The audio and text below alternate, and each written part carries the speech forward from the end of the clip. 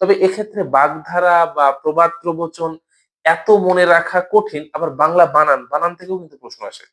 তো বাংলা বাগধারা বা প্রবাদ প্রবচন এক্ষেত্রে চেষ্টা করেন আপনার হাতে যে বইটা আছে অ্যাটলিস্ট একবার বা দুইবার বাগধারা প্রবাদ প্রবচন গুলো রিডিং পড়ে যাওয়ার।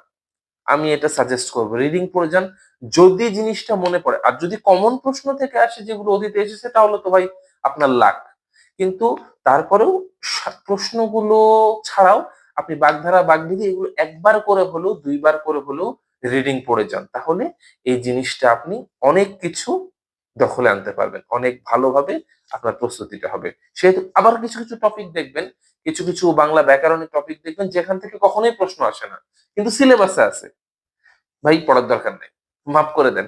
35 মার্কের মধ্যে যদি আপনি 30 তুলতে পারেন তাহলে সেটা খুবই খুবই খুবই ভালো মার্ক বলে আমি বিশ্বাস করি।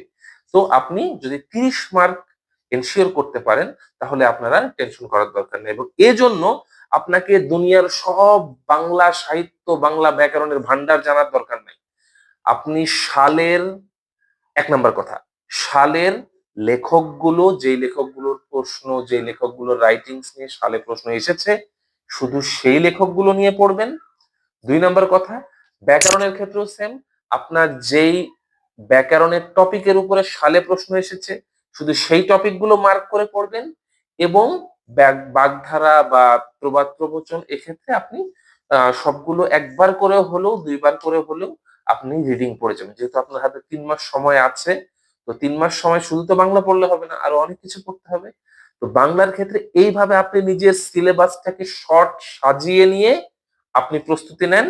আশা করি খুব অল্প সময়ের মধ্যে আপনি বাংলার একটা ভালো প্রস্তুতি সম্পন্ন করতে পারবেন। শুভকামনা রইল আপনাদের জন্য। Happy reading.